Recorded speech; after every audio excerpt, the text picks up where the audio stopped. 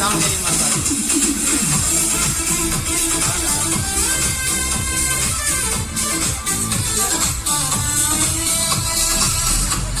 ಅಣ್ಣ ಯಾವೂರು?